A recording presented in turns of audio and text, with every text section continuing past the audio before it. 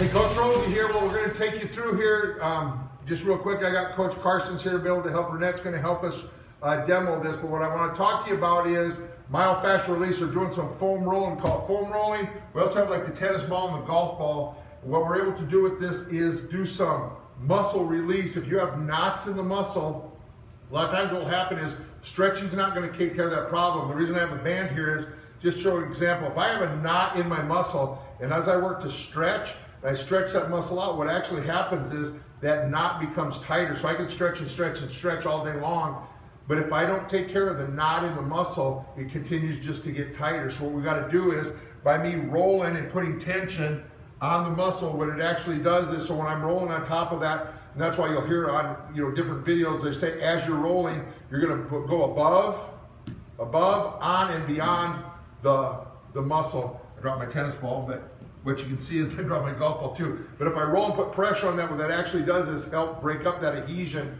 within the muscle, and now the muscle can actually stretch and move and work the way it's supposed to.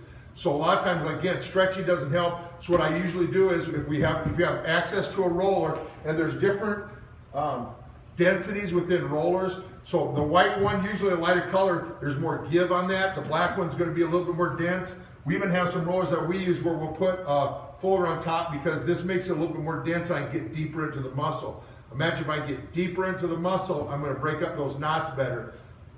A lot of that's determined by what pain level that's going to be at. You don't want to go so deep that you actually cause injury to the muscle. We always tell folks if there's bruising or things like that, you're probably going too deep. So it's better to start off a little bit lighter. I've seen some higher level athletes, when I had a chance to work some press, they'd actually use PVC pipe, which gets pretty deep. Don't suggest you doing that, but if you don't have access to maybe a foam roller, a tennis ball, a golf ball is something that a lot of people just have at home that you can use. We're just going to take you through some of the tighter areas that people see start at our calf and work our way from our calf to our hamstrings to our IT bands to our back and shoulders. So we'll get to that, show you some of these exercises. So to start with, we have Coach Renette here. What she's going to do is just show how to roll out that calf. What I'm going to do is put one leg, and I can start without having a leg over the top. By putting a leg on top, it adds a little bit more tension, a little bit more weight on top of that leg, which is going to cause it to go a little bit deeper. What she's just going to start doing is put her foot over top, and she's going to use her hands to help take off some of that load. We don't want to go over a joint, so she's going to start right below at the bottom part of her calf, and then she's just going to work her and walk her way up. If we find a tight spot, I'm going to go right above, right on, and right below that tight spot. You want to hold that spot for probably 15 to 20 seconds.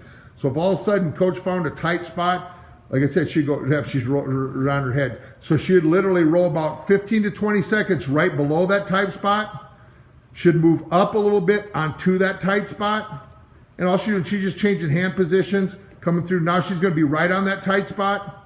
Again, would go for about 15 to 20 seconds. And then she would go where she's going to go right above that tight spot. And you can see she's using her hands and able to control her body to depend on how much weight she wants and how much pressure she wants to put within that muscle. Here, Coach is going to show how to roll out the hamstring. Again, we don't want to be on the joints. So what she's going to do is start right at the base of the hamstring, right below and up above the knee. Again, depending on how much resistance, she can put a foot on the ground to take off some tension, but here, because she wants to get a little bit deeper into that muscle, she's going to cross her leg over. And she's just going to start working her way up the hamstring. And what I can do from this position, I can roll a little bit to the outside, a little bit to the inside and I don't know if you can see that, but how Coach just changes her position a little bit. I can get inside hamstring on top of the hamstring. She just move it up into different positions, but by changing her hip position, changes where she's going to isolate on rolling out those hamstrings. So she just rolled her hips a little bit. Now she's getting more on the outside hamstring. If she's just straight up her toe, or like I say, just how you move your hip is going to determine what area you find your tight spot. And again, I want to hold for about 20 seconds below, 20 seconds on, and 20 seconds above that tight spot. So here with Coach, and we're showing our IT band stretch. This is what runs along the outside of our thigh. A lot of times this is really, really tight. If you're a runner, do a lot of running, and if you maybe have some knee pain, it could be your IT band. Coach right now is she's on the roller, she's lifting herself up, she's using her hand for a little bit of support. That could still be a little bit intense, and what Coach is going to do is as she moves up, she's taking that top leg and just bringing it in front, and that can again control how much weight or tension I'm putting onto that IT band, I can add a little bit more or take some off by controlling with my hand and that top leg. I want to, same thing, I want to make sure I'm doing the right side, left side. I can also rotate my thigh a little bit and change the position where I'm going to isolate on that foam roller. This same thing, you can do this with a golf ball, a tennis ball. A golf ball is going to be more intense because it's going to get deeper in there, but I can use different. I don't have to necessarily have a foam roller if you don't have one. You can use a tennis ball or a golf ball, but great way to stretch out that IT band. This next one is literally just to open up the back on a foam roller. And Coach looks pretty relaxed on this one. Literally what you're going to do is just lay on the foam roller, and it's going to run down the spine. So it starts at your head. Your head's resting on the foam roller. Your tailbone's resting on the foam roller. And you're just letting everything relax coming through. Your goal is just like what Coach is doing. My forearms, my elbow, my wrist should all be able to lay on the ground. To open that up a little bit more, I can take my arms and move them up over my head. And Coach, you can see, is a little bit tight. She just breathe out and just keep it right there, Coach. She's just going to breathe right there, and what would happen is that helps open up the front part of the chest. Again, the goal is let the gravity slowly let that pull down and let those elbows, forearms, and wrist reach on the ground. Big thing here is to make sure you breathe, don't hold your breath, especially if it's very tight position. Make sure you maintain good deep breaths. Let yourself relax as you come through.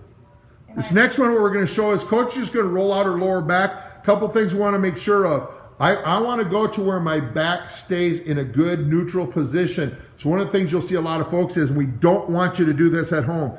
Coach is letting herself drop back, and a lot of times you'll even see people drop their shoulders back on the ground.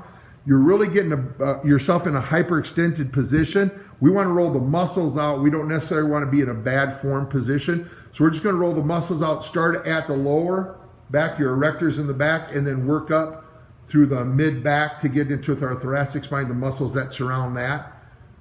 And just, again, breathe. If you find a tight spot, hold and roll into that same area for about 20 seconds. But I can work my way all the way up through the spine. Again, use your legs for a little bit of support and control to determine tension. And here Coach is going to show how to stretch out that lat, your back muscle, which goes from your armpit down to about the middle of your back or the lower part of your rib cage. She's just going to roll. She's using her feet to move her body up and through. And she's going to have tight spots. I know, Coach, one of her tight areas is her lat. And so she's just rolling. When she finds that tight spot, she's just staying on that. But she uses her leg and her arms for support and to relieve tension. But I'm going to roll from my armpit all the way through that big muscle on the back. And that's why I want to make sure, if you can see, Coach is setting her shoulders back. I don't want to roll forward. Coach, if you want to roll forward, bring comfort. I don't want to be in that position right there because I'm not getting into the lat position. You're getting more into the rib cage. I want to stay off the rib cage. I want to roll to the back side and get on that big lat muscle. Work from your armpit down to about the middle, or like I say, to where your rib cage would be in the middle of your back.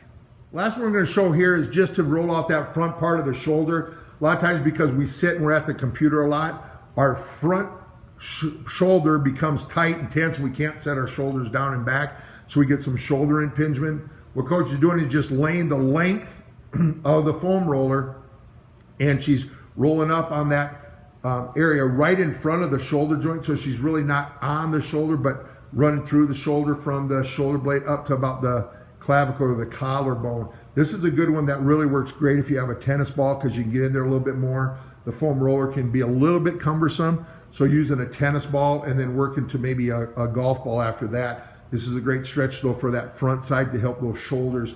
If you have any back issues or shoulder issues, a lot of times this will help relieve some of those stress and strains.